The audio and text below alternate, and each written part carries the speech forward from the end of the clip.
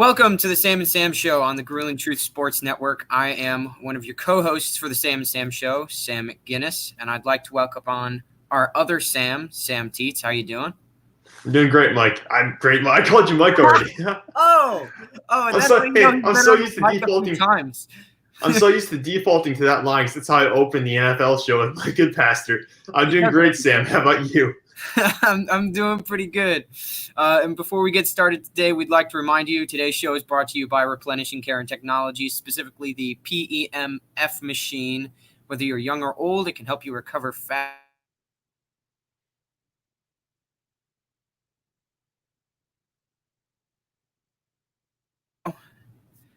I saw we had quite a few injuries this week in the NFL. I was looking through the list Sam Teets sent me. So we're going to start today's show with Sam Teets' NFL injury update.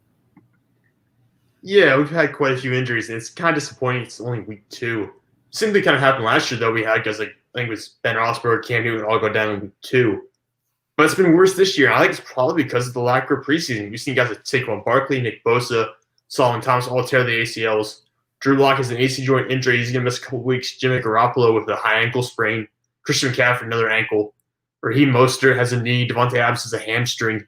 Cortland Sutton tore his ACL. He's out for the year. Malik Hooker, his Achilles is gone. He's done for the year as well. There's so many injuries. That's only a small list of like the key name players. There are so many other guys who suffer minor injuries that are going to miss 2 or 3 weeks. We're already missing Michael Thomas. He's not playing for a little while. Richard Sherman's out for at least 3 weeks. Le'Veon Bell's on IR. I mean, there's so many guys who are missing time. I really think it's because we didn't have preseason. See, I would almost go on the opposite logic, and sorry for everybody. We had some technical difficulties there for a minute. You scratched to death. But, yeah, I would almost think the opposite because with the preseason, I know we've seen a lot of injuries happen then as well. Yeah, that's true. A lot of guys do get hurt during the preseason. But at the same point, it kind of prepares you for the contact, kind of prepares you for the physicality that you just can't get in practices usually because coaches don't want to do that physicality in practice. They want to risk an injury in practice because that kind of throws away. I mean, getting hurt in practice, that really is the worst thing possibly could happen versus actually getting hurt in a game. And preseason, you're right, there are some injuries that happen there, but at the same point, you're not playing your stars for full games during the preseason. A lot of times it's more of your backup players who get hurt, not the stars, not the star players. You're right. And we also want to talk about some college football today. We've got an AP Top 25 poll, despite the fact that some of the teams have actually played games and others have not. I thought that was interesting when looking through this, how you saw some teams that were like at number 4 spots and hadn't played any games yet. What do you think about Clemson being at number 1, though, right now? Well, Clemson obviously deserves the number 1 spot, even though they haven't played anyone. The only team they're going to play that's really going to be competitive this year is probably Notre Dame. Some of those ACC schools like Boston College, Pittsburgh, they can be a little bit sneaky sometimes. They can be competitive in games they really shouldn't be. But Clemson really doesn't have a challenge this year outside of Notre Dame. They deserve the number 1 spot. They're probably the most talented team in the country. Maybe Alabama's up there as well. But my big takeaway from the AP rankings is that they're full of crap. Because, I mean, look at the rankings right now. If I just give you the top 10. All right. Clemson's 2-0. Alabama has not played a game yet and is number 2. So they have not played a game. They're 0-0 and they're number 2. Oklahoma 1-0, they're 3. Georgia haven't played, they're number 4. Florida haven't played, number 5. LSU have not played, they're number 6. Notre Dame, Texas, Auburn hasn't played. Auburn at number 8 hasn't played. Texas A&M at number 10 hasn't played. So, I mean, they're like, was that 5 or 6 teams in the top 10 who have not played games yet? It just doesn't make sense to me.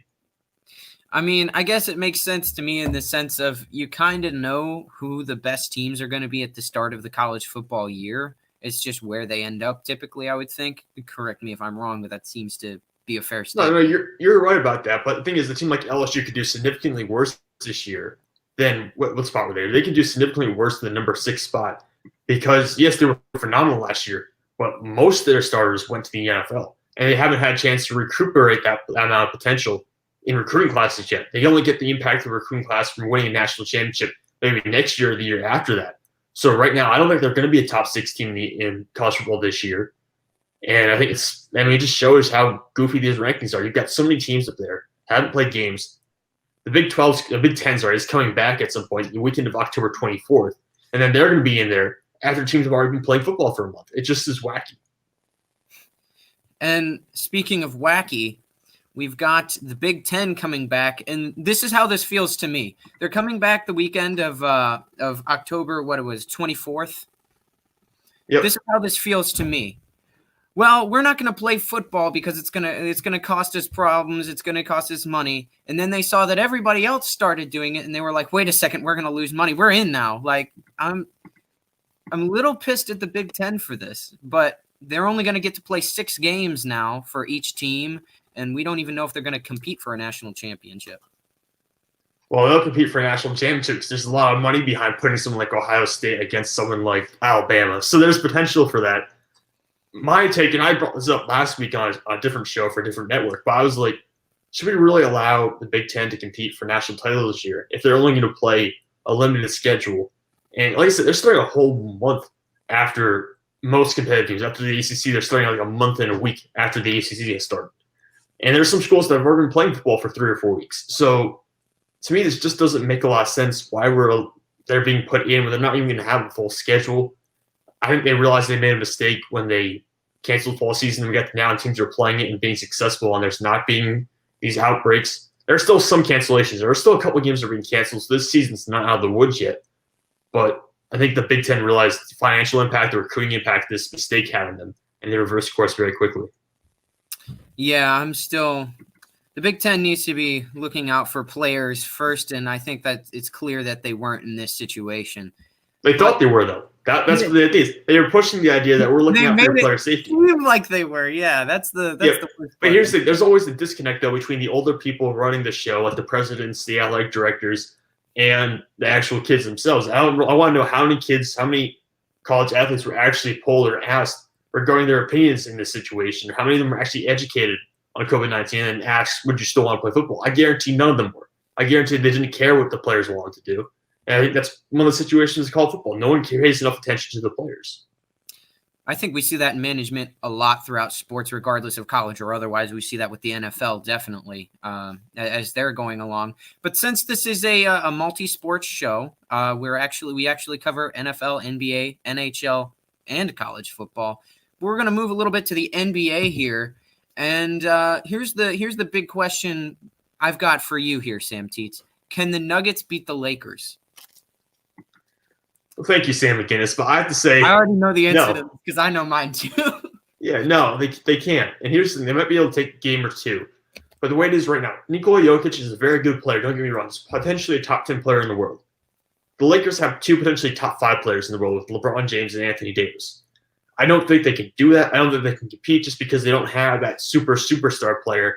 They don't have a transcendent piece in that offense. Jamal Murray's been phenomenal this postseason. He's been great. He's been a revelation. But he's not LeBron James. He's not an established superstar. And again, Anthony Davis can do things offensively that Jokic cannot counter. And even his passing, Jokic's passing, his shooting, LA can plan for that defensively. But right now, I don't see players on Denver's team that can match up with LeBron or Anthony Davis physically and contain them. Well, and the other thing you do have to consider that you mentioned a little bit of is the NBA. The NBA is a star league. You kind of know the few teams that have a shot, at least some of the time, before the season even starts. You can eliminate a large portion of the NBA. And if you've got LeBron James, you've always got a chance. And then adding Anthony Davis always helps. So, I don't really see a non-stardom team beating one that does. Although we did have some parity, I think it was in the East this year. Yeah, a little bit. I mean, Boston's up there. Jason Tatum's been a revelation. He's been great this year. I think he's emerged as a top 15 player in the world. And Jimmy Butler, who kind of people forgot about him when he's in Philadelphia in a sense, but he's reemerged as a top 15 player in the world as well, I think. So, I mean, it's not the teams you would have expected. I think Boston people would have expected Boston to be there, but it's just surprising that it's different. It's significantly different. Because in the past, we saw Kawhi. When Kawhi was there, it was going to be out Kawhi. LeBron was there for, 8 years and went to the finals 8 consecutive times. So it was always about LeBron during those years. And people kind of expected it to be about Giannis this season, and it wasn't because Giannis and the Bucks are not the team that's going to go out there and win a championship right now. They need some serious personnel changes. So I think that's what really caught people up. Was it just wasn't about the superstar in the East this year. Yeah, and that's always surprising with the NBA because usually that's what it's about. Dynasties are a big thing in the NBA. But I think we're switching gears here as you'll take a bit more of the questions roll now. as we move into the NHL. Yeah, we're going to talk about hockey now, and Stanley Cup going on right now. So I've got some questions for you, McGinnis. How many games do you think this series is going to go right now? Like, where do you see this ending? It's 1-1 right now. Do you see this potentially going a significant number of games, or do you see this being a quick finish up here where it's just one mistake and teams will wrap this up now? I don't think this is going to be a quick series. Here's the thing. Look at both Dallas and Tampa Bay to this point. They both had challenges that they had to overcome throughout the postseason. They're both very good teams. But let's take a look at the Stars first here. The Stars were considered a team that couldn't score a lot of goals. Their games they would win with 2-1, 1-0. Their goaltending defense, that was their thing. Coming into this postseason, it has been the exact opposite.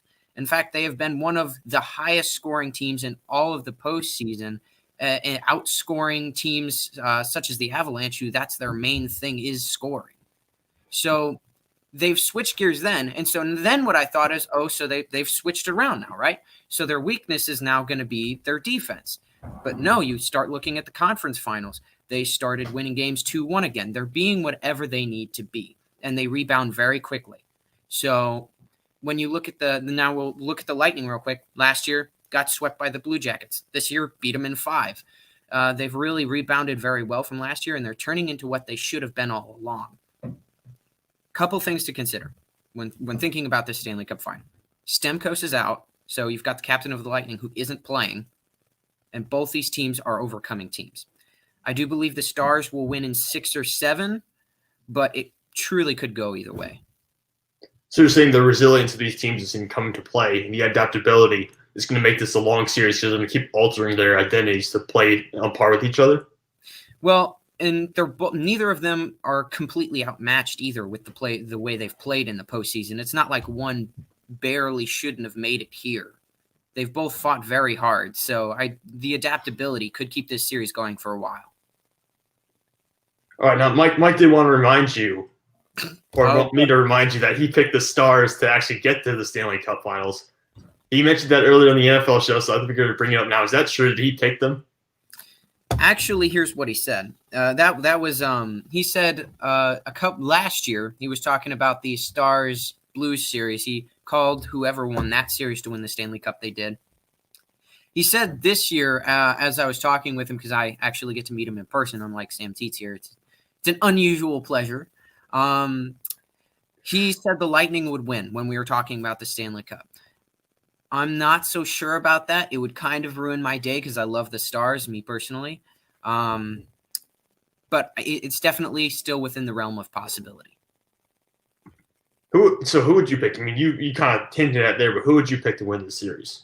Okay, so Game 2, I actually was saying the Lightning would win Game 2. They did. I think the Stars will win the next 2 games. The Lightning will win the game after that, and then the Stars will close out the series in either a Game 6 or a Game 7.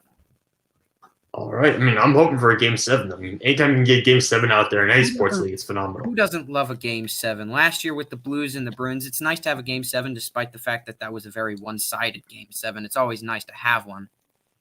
Yeah, just to get more sports content out there. It's great. But we're moving on to our next segment right now. And for me, it's the Flex of the Week. And the Flex of the Week, it's going to be a little more humorous in the future, but for now, I think I'm just going to keep it a little bit more serious. But Flex of the Week is basically going to be, hey, it's a great play of the week. It's something that's it's funny. It's something that's phenomenal. Someone went out there and did something incredible and just basically showed off. And for me, the Flex of the Week goes to Harrison Butker, the kicker for the Kansas City Chiefs. So you don't know how the game ended against the Chargers. They go to overtime. The Chiefs drive into territory. They're ready to kick the field goal to win the game. And Harrison Butker kicks it. It goes through, and there's a flag on the field. It's offsides on the Chiefs. So he has to line up, kick it again. He lines up, kicks it. It goes through again. But the play was blown dead because there was a timeout. They tried to ice the kicker. And so then he finally lines up and finally gets to kick it, and he knocks it through again. 3 straight game-winning field goals from, I think, 50-plus yards. So for me, it's the Flex of the Week because Harrison Butker went out there. He's a beast. Phenomenal kicker. But I think in the future, we're going to have some more funny moments when we have Flex of the Week just for now. A little bit of a short notice, so a little more serious this time around. Well, and with that, you have to remember how much pressure goes into each one of those kicks. So for him, depending on how his mentality went, the pressure could have either ramped up or ramped down, depending on whether it was calming him down that he made it or now he's worrying that he'll miss it since that's the one he made. So let me ask you this: Do you think there's more or less pressure with no fans in the stands? I would think there's less. So personally, for me, I know speaking in public where I can actually see the people, it's much more terrifying than we're doing this right now. Thousands of people all the time. I have no problem being myself for the most part. Like, there is a little pressure, but it's not as much. When you can't see them, it's not as bad. Yeah, I think that's probably mentality. But also, there's a little bit for football players. Like, it's hard getting serious maybe in game shape or in game form when there's no one cheering you on. I've done this with basketball before. When you're playing in front of a crowd, it's much easier to get hyped up and get ready for the game. But when playing in a gym, it's really hard to get the same mentality. So I wonder, for a kicker, maybe not so much, but for other players, I wonder how they're handling that kind of maybe a lack of intensity because of the setting this year. Yeah, I guess that depends. For me, I've never played in front of large crowds except maybe once, depending on what you consider a large crowd. And I'm always hyped up, but that's very different. It's high school football. It's not the NFL. But yeah, I'm sure. I think some of them have mentioned that, or at least some of the sportscasters have been talking about that. So it's always interesting to see how that plays out with players because it's a very different year. Yeah, well, that's my flex of the week. So I think we're going to transition to our next segment now, Thinking or Dreaming. That's right. Yes, sir. Thinking or Dreaming. So the way this one works, it's very much so a buy or sell kind of a segment. The difference is the person who said the statement thinking, or are they dreaming? Is it ridiculous? Is it out of whack? What's wrong with it? Or is this something you were dreaming about? It's not reality. So we hear a statement, we say thinking or dreaming, explain why we think so, maybe have a little conversation about it and move through some different statements. And I think Sam Teets has got some specifically targeted at me because I read them and I was like, oh, yes. There's a bunch aimed right at your head here. And this first one, it's not in order here, but this first one's courtesy of Mike DePastor because he reminded me about this. So, McGinnis, do you think Kirk Cousins is still the sixth best quarterback in the NFL? Oh, boy. Okay, so. For reference, he threw 3 interceptions this past week and 0 touchdowns. Yes, for reference. Here's the thing. Sometimes in life, you make mistakes and you learn from them. I think that goes with a lot of things. Statistically, he hasn't done bad in the past, but you have to look at much more than statistics when deciding on whose QB is the best. And I think that's where I made my mistake initially. So, no, that on my part, that was dreaming. Yeah, and sometimes you make big mistakes, McGinnis, but I'll leave you at that. I'll leave you off for that one. So, do you want to go now, or do you want me to send you another one? We'll go through yours, and then I'll start with mine because mine are targeted too. All right. The Detroit Lions should trade Matthew Stafford. This dreaming also. This is ridiculous. Okay, here's the thing. He's a good quarterback. Is he a great quarterback? No, but he's a good quarterback. Most teams, or a lot of teams, can't even get a good one. Trading him at this point would be either giving up on the season as a whole, which I guess isn't something you shouldn't do necessarily. But when you've got a good quarterback, stick with him if it makes sense at all. You don't just get rid of a good quarterback for no reason. I don't see a fantastic reason to get rid of him here. He's got more years to come. You've got more years to draft new quarterbacks. So this is not the year to get rid of Matthew Stafford. He's got more years to come. All right, Matt Patricia will be fired before week 8. Oh, boy. So this is thinking right here. This isn't ridiculous. I'm not sure how likely it is, but it's not out of the realm of possibility at all. I saw an article earlier that I think really describes it well. It's not if, it's when. So it's whether to me, will it be at the end of the season or will they fire him at some point during the season? I think week 8 might be a little early, but we'll see how it goes. It depends on how they want to do things up there in insane Detroit management. But you anticipate him getting fired before the start of next year? Oh, absolutely. His record is what now, 9-24-1? Our last coach did much better than that. Jim Caldwell was not a terrible coach. The problem was he couldn't put us over the top. That was the problem with Jim Caldwell. Do you miss Jim Caldwell, Sam? You know what? I've given up on any hope of my Lions for the most part. It's just it's ring around the rosy. There's no point. It's the circle. I think Cleveland fans really understand that. There's always some hype up, like for instance for Cleveland, Baker Mayfield. For us, it might be Calvin Johnson or Matthew Stafford. There's always some false hope that they give you. That's exactly what it is. It's false. The funniest thing I think about the Detroit Lions right now is that your best running back, after drafting Kerryon Johnson, DeAndre Swift, your best running back is 35-year-old Adrian Peterson. I don't know. Kerryon Johnson's pretty good though. I'm not sure. He might be better than Adrian Peterson. It depends. Well, I don't know. Through the first 2 games, I think Adrian Peterson has close to 150 rushing yards. He's got 134 rushing yards in the first 2 games, McGinnis. That's pretty good for a Detroit running back. Yeah, our running backs since Barry Sanders have been non-existent. For those who didn't know, we were dead last in rushing a couple years ago, so it's always nice to now have some semblance of a rushing game. I always remember that after Reggie Bush, you went almost 2 seasons without having a running back run for 100 yards in a single game. That's what I always remember. That's what I associate with the Detroit Lions. Yeah, and was it Kerryon Johnson who actually? I think Kerryon Johnson broke that streak. Yeah, sure. And it was against the Patriots. Funny enough, but we'll get to mine now since they are a little targeted as well. And the first one I want to throw out there is one that may be more possible, potentially more agreeable on our part. These aren't statements we necessarily believe, but just statements we like to throw out there. Joe Burrow will be the Rookie of the Year. You're thinking here, McGinnis. You're thinking it's highly plausible to be the rookie. I mean, these awards are always targeted to QBs, quarterbacks anyway, so I don't think I would rule it out by any means because we've seen quarterbacks win this award all the time. Last year, Kyler Murray won it when the award should have gone to Miles Sanders or Josh Jacobs. So I think it was going to be close. It's going to go to Joe Burrow no matter what, and they want Joe Burrow to be the one who wins it. And right now, I think he'll be the guy who does it because I know the Bengals have played horribly. Don't get me wrong; they're a terrible team. But Joe Burrow is the one bright spot for that group. I mean, he played really well for them on Thursday Night Football, even though they ended up losing. I think Joe Burrow can get dragged down by the Bengals. My greatest fear is that he gets hurt because the offensive line's so bad. But yeah. I think you're thinking here. I think Joe Burrow is going to be the Rookie of the Year, at least offensively. And I look around the league. I don't want to see even at the receiver spot a rookie receiver who's really performing that well. This is supposed to be a loaded class. My best bet for challenging him might be Clyde Edwards-Helaire. Well, other than that, I think Joe Burrow probably has it locked up. And we're 2 weeks into the season. But yeah. We are 2 weeks into the season, but the NFL does like to bend pretty much every award you have except maybe Defensive Player of the Year towards quarterbacks. This is the part where we start getting more on Sam Teets' annoyed side. Dak Prescott is the best QB in his division. All right. Listen. It says everything. Listen. It's week 2. There's still an opportunity for Carson Wentz to pull this back into place. Now, McGinnis, me and Mike have been going back and forth for, I want to say, 6 to 8 months at this point about Dak Prescott and Carson Wentz. You had Dak originally ahead of Carson Wentz, I believe, and I've always had Carson Wentz ahead of Dak.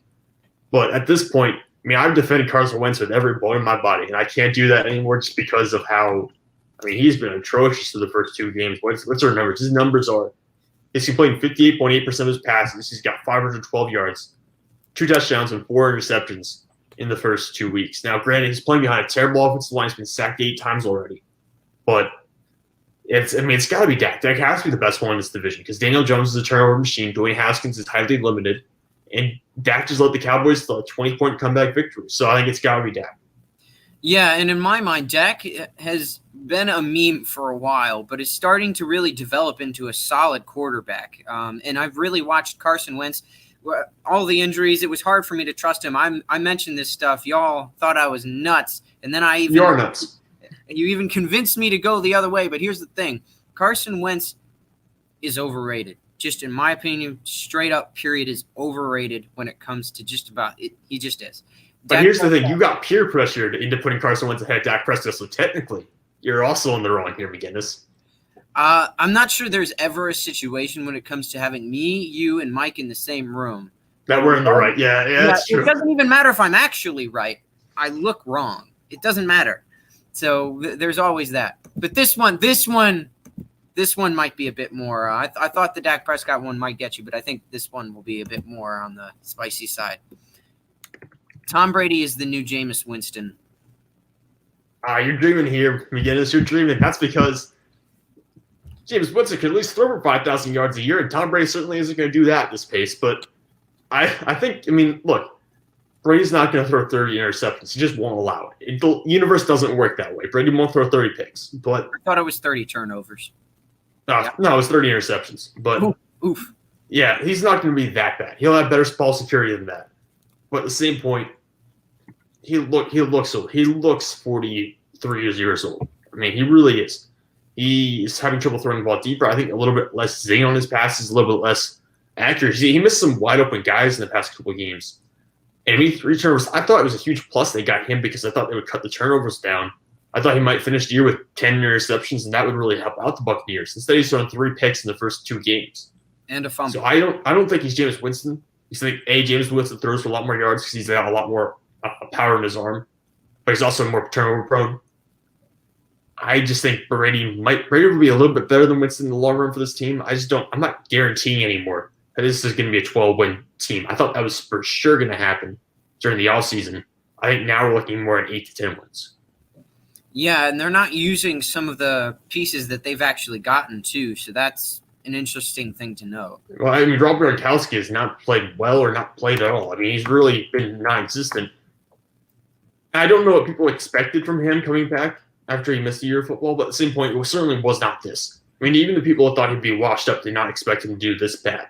Now, I don't know if that's just a lack of playing time, but he's played over 70% of their snaps so far offensively.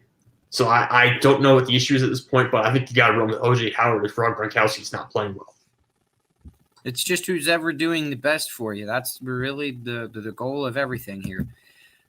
But we'll move into our next segment here. This one will change week over week, but we've got Teets' biggest surprise of the week. Also, that rhymes. Does it? No, I messed that up. Wrong. No, it doesn't. It doesn't rhyme at all. McGinnis. It does not rhyme. Yeah, it does not rhyme, McGinnis. But I mean, it does not. Yeah.